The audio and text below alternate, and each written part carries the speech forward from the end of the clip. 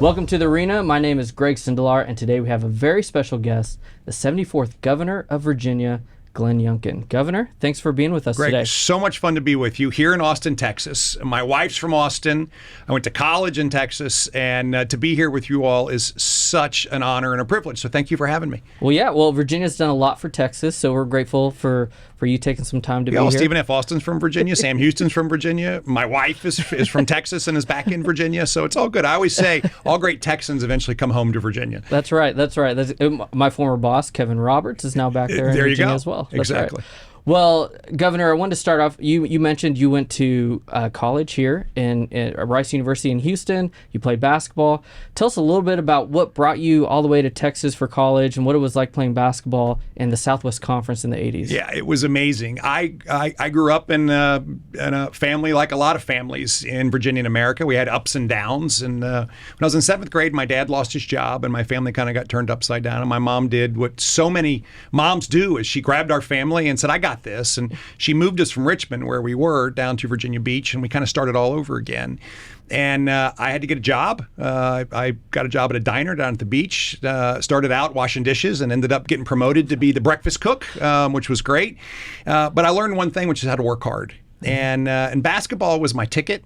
I was gifted with a few things that others weren't. I'm 6'6", and so that helped. I'm very jealous of that. Yeah, and so I had a chance to play college basketball at Rice University. I wanted to be an engineer. I thought I could be an astronaut. At 6'6", I'm not going up on a rocket ship, but and to play in the Southwest Conference, and it was amazing. And I just look back on that time when the Southwest Conference was filled with great teams. University of Houston, which was the back half of Phi Slamma Jamma, Arkansas, Texas, A&M, SMU, Texas Tech, Texas Christian, Rice. We weren't very good. And it was just an amazing time to be in the conference. We were playing University of Arkansas, and people who remember those days, they ran a whole style called 40 Minutes of Hell. Yep. And their coach, Nolan Richardson, would get them all fired up. We're in Barnhill Arena. And I'm taking the ball out of bounds, and I look up, and they had white jerseys on. We had blue jerseys on, and all I could see was white jerseys everywhere. There were no blue jerseys, and so I call timeout, and we go rushing over, and the coach looks at me and goes, "Youngkin, what are you doing? Throw the ball in bounds." And I said, "Well, I don't have any teammates out there, coach. Get some guys out in the court with me." And meanwhile, the fans were yelling, 40 minutes of hell, 40 minutes of hell. And I just looked at everybody and says, it's 40 minutes of hell out there.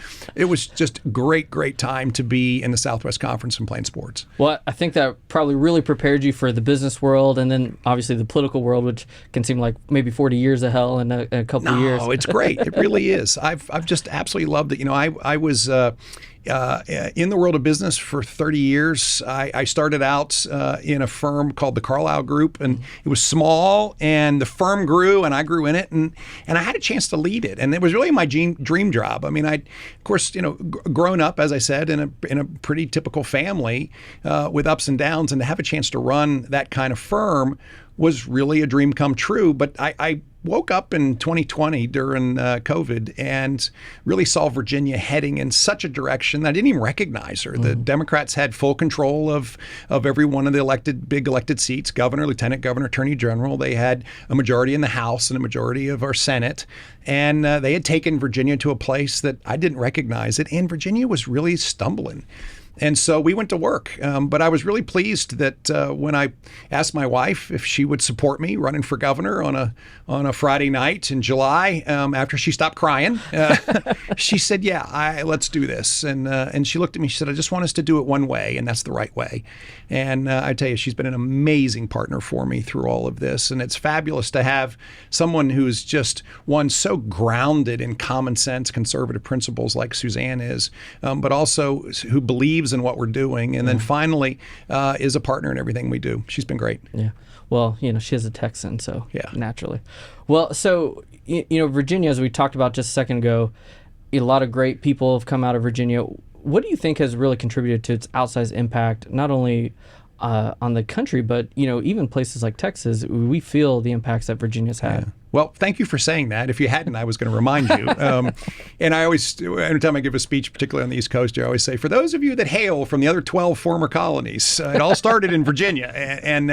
But the reality is it did. and you can't help but do the job that I do and not constantly be reminded by the shoulders of giants that we stand upon. I mean, I live in an amazing governor's mansion that was built by Monroe. And I walk down the steps in the morning and I see a Capitol that was designed by Jefferson. And I take a right and go work in the Patrick Henry building. And there in the middle of Capitol Square is an extraordinary statue of George Washington. And you cannot for a minute escape the realities that these great men formed our nation. And, Thomas Jefferson with his pen, we hold these truths to be self-evident, that all men are created equal and they're endowed with certain unalienable rights, and among them are life, liberty, and the pursuit of happiness. I mean, this was an idea that no nation had ever been founded upon. We're not a geography. We are truly a belief that we are created in the image of God. George Washington, who gave up everything to win our freedom and serve as our first president, and then established the reality that this was temporary service, 2 terms. That's it. And I go home. And of course, I am constantly just amazed every day in the Patrick Henry building just to remember that there was a basic belief that I know not what the rest of you do, but as for me, give me liberty or give me death. That there was nothing more important than liberty and the fact that we have to go fight for it. That foundational set of beliefs not only frames Virginia today, but it frames the nation. And making sure we never forget that we are a nation that was founded on these beliefs and that we must protect them every single day is one of the reasons why I'm inspired every day to go to work. And one of the reasons why I've been so inspired that we've been able to get so much done in a state that is purple. I mean, I have divided government. I have a legislature where I'm down 1 seat in our House and down 1 seat in our Senate. And yet we get a ton done because we constantly keep those core values in the forefront of every day's work. Yeah, I love that. And we always say here that Texas is really a fulfillment of the American dream, right? It's part of that, and our revolution was part of that. Yeah. And so that's why Travis's letter was a call to all Americans in the world, not just who here in Texas. Absolutely. So, Absolutely. So very famous part of your race was when your opponent said, I want to make sure I get this right, parents shouldn't be telling schools what they should teach. That changed a lot of dynamics and really, I think, brought a lot of attention to what was happening in your gubernatorial race. Could you talk a little bit about the aftermath of that and how that shifted maybe things in the race and what effect do you think that had? Well, let me just set a little bit of the table of what things looked like at the time. So remember, it's 2021, and we are, as a nation, still grappling with the pandemic, and some states are soaring because they are moving forward and they have kids back in schools and they have masks off children and they have businesses open and they're moving. And other states weren't. And Virginia was 44th in the nation in getting our kids back in the classroom. They had espoused this idea that a 12-inch screen was a quality education. And Virginia parents weren't buying it because they had for the first time full visibility in not only what was going on in the classroom, but they also had full visibility in their students, their children's performance and the decline in it. And on top of that, systematically, the Democrat administrations had reduced the standards of excellence in Virginia. And people say, well, Governor, what do you mean by that? They literally had reduced the number of tests, questions they had to get right in order to be deemed proficient. And so they were basically not being honest with parents. Yeah. And so that is the backdrop of what was happening in 2021. Really angry parents from all walks of life, Democrats, Republicans, urban, rural, black, white, Hispanic. I mean, they were all very upset. And so when I came in and started to campaign, I was really standing for parents. We believe that parents matter. We believe you belong at the head of the table, not in another room. We believe that any meaningful decision with your child should be made with you. And by the way, in Virginia code, it claims there's a fundamental right for every parent to make decisions in their child's life, and especially with regards to their education, their upbringing, and their care. And so this was a moment where we were reestablishing the primacy of the role of parents in their kids' lives. Well, here we go. We're in the heat of all of this during the summer campaign season, heading in the fall, and the other side really was not responding to this moment. And my opponent, Terry McAuliffe, said what he believes and said really what the progressive left believes, which is parents don't have a right here. The bureaucrats and politicians and all that are better at this than parents, and leave it to them. And it was the recognition, not that he had believed it, but he was willing to say it. And I think that really crystallized the reality of one of the top issues that was on the ballot then, and I believe is still on the ballot, that Republicans' approach to education, which fully empowers parents, choice in schools, excellence in education, decision rights on their child's major discussions in life, when no counselor should replace a parent first. That's a team, but parents go first. The bottom line is that that issue and those issues are still square on the ballot, and Republicans continue to lead in this area.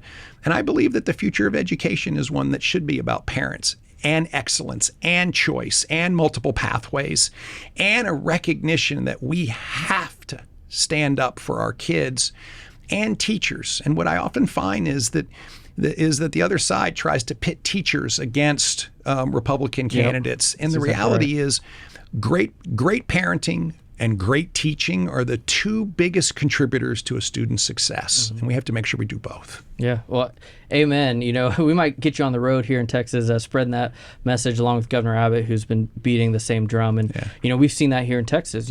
What we like to call it the tyranny of low expectations, where we're sandbagging kids and not preparing them. It's not just for work or college, but we're not preparing them for life. And we're losing a generation of kids. And so we have a moral obligation to reach and realize the potential of every child. Yeah, 100% agree. One of the realities is we must take the ceiling off and we must raise the floor. Amen. And we can do both at the same time. And again, it's not an either or moment. I find that what the other side often does is try to push us into an either or moment.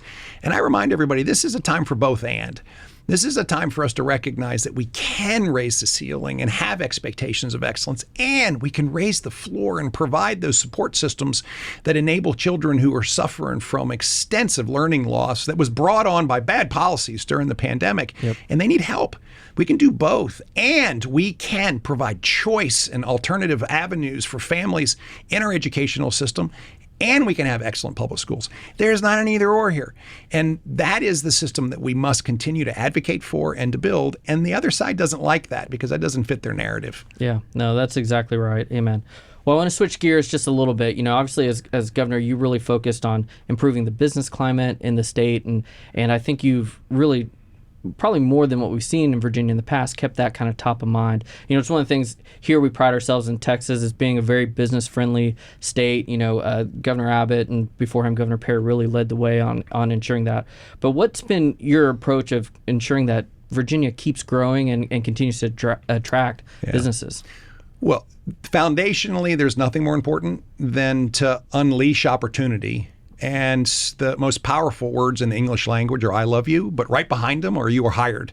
And more jobs means more opportunity, and also more jobs means more success for Virginians. When I came in, Virginia was bottom third in the nation in job growth. And small businesses were closing left, right, and center, and businesses were lining up to leave. And we'd had 9 years of more people moving away from the state of Virginia than moving to Virginia from the other 49 states. I mean, that was the state of play. And so when we came in, I declared Virginia open for business. We went to work reducing regulations across the Commonwealth. And today it takes you 30% of the time to get an air permit or a water permit in the Commonwealth of Virginia than it did when we came in. We went to work to build workforce. We went to work to invest in getting sites ready. And we needed to have shovel-ready sites across the Commonwealth for businesses to come. We had to make sure that we were building a business-friendly environment. And guess what? It works, because we've had $80 billion of capital commitments from companies in Virginia or moving to Virginia. We've had record job growth. In fact, we went from bottom third to top of the list a couple of years. We're top 5 now, I think. And on top of that, we have more Virginians working than ever in the history of the Commonwealth, ever. And the reality of all that is that we now have record receipts into state government, and that allows us to lower taxes and have record investment in education and law enforcement, behavioral health, and all the things that we know are key priorities. And this summer, I was incredibly honored when CNBC named Virginia the top state in America for business. And I was able to say, yeah, I think we are. And when you look at the top states, they really are states led by Republicans. And it is this recognition that we have to build an environment that's conducive to businesses. And what happens? They move, they invest, they hire. And that is just the front end of a virtuous cycle. I'm very pleased with the work that we've done. And the results are really extraordinary. And the key thing for us is just keep doing them. Yeah, well, and you're talking about, you have budget surpluses, a lot of things. California obviously has the opposite, budget deficits. Texas, we're enjoying surpluses, and that allows you to do all this investment in other areas, as you said, and create that stability that people need to prosper and businesses need to prosper. Well, the United States today is really the tale of two cities. There are winning states and losing states, and it's just that clear. And since the beginning of 2000, right before the pandemic, and it's always a good place to kind of start measurement, there's a little over 3 million jobs that have been created in America, and 10 states have created more than 100% of those. Now, and then we have 10 states that have lost nearly 900,000 jobs. And then the ones in the middle are kind of break even. And the reality is that states that are embracing business-friendly environments, that are embracing streamlining regulations, that are embracing reducing taxes on their citizens and their corporations, those are the states that are winning. Those are also the states where everybody's moving. And you can just see it. And so if you're on the other side of this, if you are New York or California or Illinois, you are Maryland, you are struggling because you've seen people move out, you've seen your tax base go down, and you've increased spending on a whole bunch of stuff. And you're only in the bad cycle of having to increase taxes again, which is going to push more people away. And states like Texas and Florida and South Carolina and Georgia and Virginia and Tennessee are the winners. Yeah, that's absolutely right.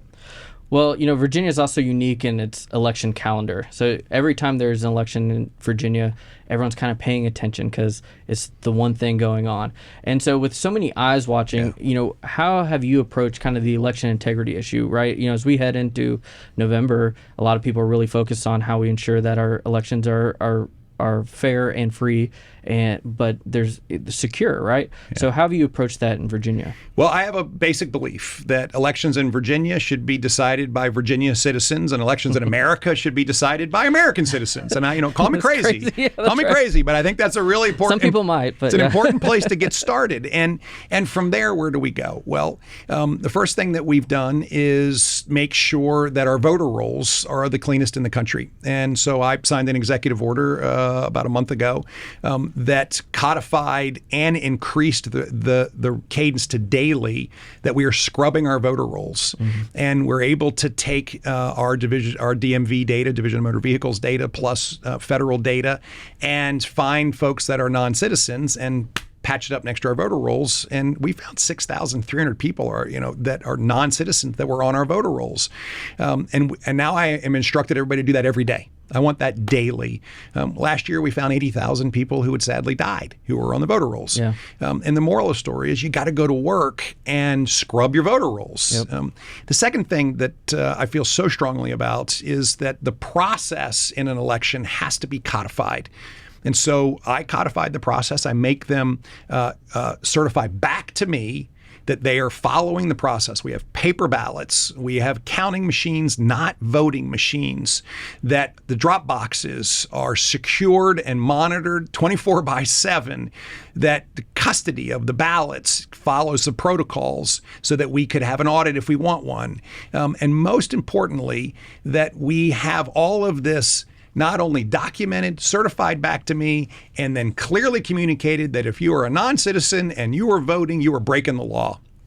And all of this is foundational, I think, to not only process improvement, but also ensuring trust. Yep. in the election process.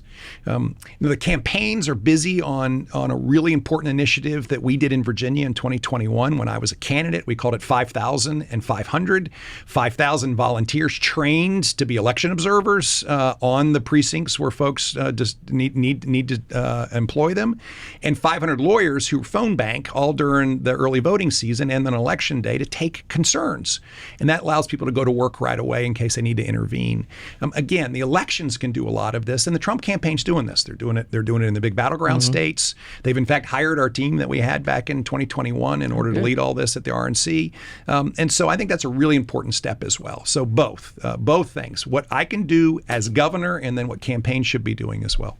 I love it. Love it. Well, I have a couple questions left. I know you're on a tight schedule, so I'm going to be respectful of that. But Texas is a big energy state, and we have a lot of unique advantages that most states don't. We have our own grid.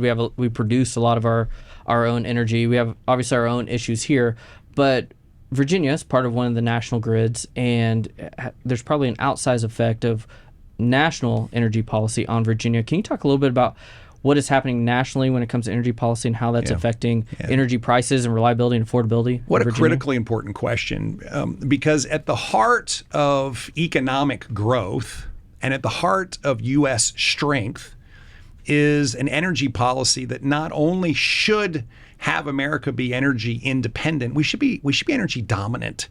And we should be in a position where we're not only able to serve our own needs, but we're also able to export that strength around the world, and particularly to our allies. We should be exporting LNG to Germany and Europe right now, and we should not, Joe Biden should not be terminating that. And that requires us to really reassess where we are when it comes to not trying to undermine our traditional energy industry like the Biden-Harris administration is doing, but to promote it.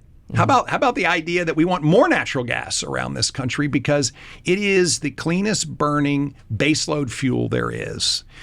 In Virginia, we have a real issue, and the issue is that the previous administrations had an energy policy that was based on no economic growth, really, and no job growth. And we have so fundamentally changed that. And so we have growing jobs at record level, growing business investment at record level. We have data centers and AI and advanced manufacturing that has made its home in Virginia. Lego is building its only only U.S. manufacturing in Virginia. They need power. And so we adopted 2 years ago the all-American, all of the above power and energy plan for Virginia. And what that meant is we need everything. So there's an offshore wind project that started before I got here. It needs to be finished on time, on schedule. We can use the power. There's solar development around the state. We need that. It needs to be finished on time, on schedule. We need that. We need natural gas, a lot of natural gas. We need to develop more natural gas so that we can in fact power the future of Virginia. I've been a huge advocate for being the very first state to have a small modular reactor deployed commercially. I call it our moonshots. Listen, why do we do these things? Not because they are hard, but because they are easy. Why does Rice play Texas? I mean, we got to do these things. And so I'm very pleased with the pace of reaching that goal that we have undertaken in Virginia. And I believe the nation needs an all-American policy when it comes to energy and power. And this idea that we can decommission reliable power and not replace it with reliable power, unfortunately, undermines the future economic growth of America. We can have reliable, affordable, and yes, increasingly clean power, but we've got to bring some common sense to this. And right now, what the Biden-Harris administration has been driving is very far from common sense. Yeah, you couldn't be more right. When you look at cleanest air, cleanest water in the world, America is leading, and it's due to the innovation, the technology. Many of our energy companies are deploying it. But at the end of the day, if you don't have reliable, affordable power, then human flourishing can't happen. No. And it's as simple as the air conditioning's got to come on in the retirement home and in the summertime, and the NICU unit power's got to come on. But on top of that, companies have to be confident that they can expand and they're going to have reliable power. I was in Europe for a trade mission at the beginning of the summer and the spring, and every single European company needs to establish manufacturing in the United States, one, to make sure that they are protected from the China threats, but second of all, because power is unreliable and wildly expensive in Europe, and they don't feel confident about that. So this is our chance. Again, America has to compete.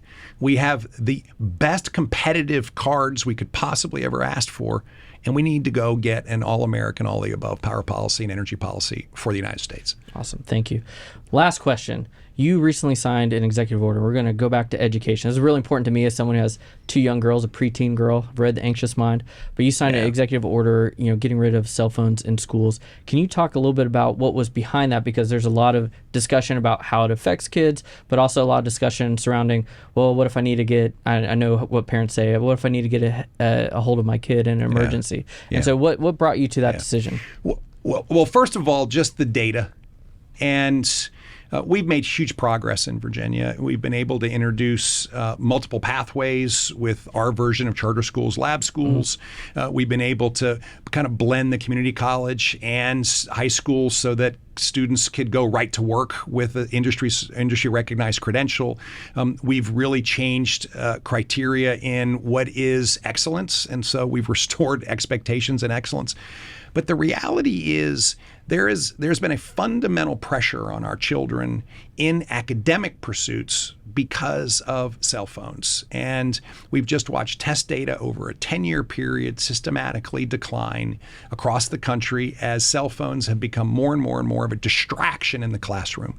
You couple that with the horrific presence of mental health challenges in our young people. And again, it's directly tied to social media and cell phones. And so if we believe in the academic future of our children and we want them to be healthy, we've got to get cell phones out of the classrooms. And therefore we went to work. And what's really been amazing is I signed this executive order to work over 60 days to put a plan in. And during that 60-day period, 113 out of 131 of our school divisions adopted cell phone-free education policies. So the teachers want this, the administrators want it, parents want it, and while students may not want it at the beginning, what we're finding is they really like it in the classroom. It reduces bullying, it reduces distractions. It's just a really good thing. I hear parents who say, but in an emergency, what do I do? And the reality is every school has to have a best-in-class emergency response system that notifies parents what's going on, notifies parents when and where there's going to be a meet zone so that they can find their child, and keeps them way up informed on what's happening. And there is best-in-class here. And it needs to be best in class because I'm a parent. I have 4 kids, and if there was an emergency at school, and there was many times during COVID where we were worried, we called. And so we just need to make sure that we're balancing the need for parents to be informed rightfully about their children with best in class emergency response.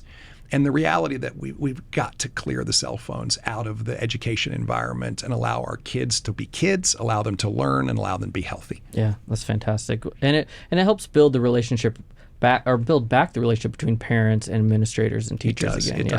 Listen, education is a lot of common sense. You put parents at the head of the table for their children. You embrace teachers and teaching. You provide support for children that need it. You get the kids back in the classroom, and chronic absenteeism has been a huge issue across the country. We went to work with intensive tutoring on kids that were behind and chronic absenteeism across Virginia. And of course, raise expectations and let children soar. And guess what? Chronic absenteeism went down 16%. Test scores went up.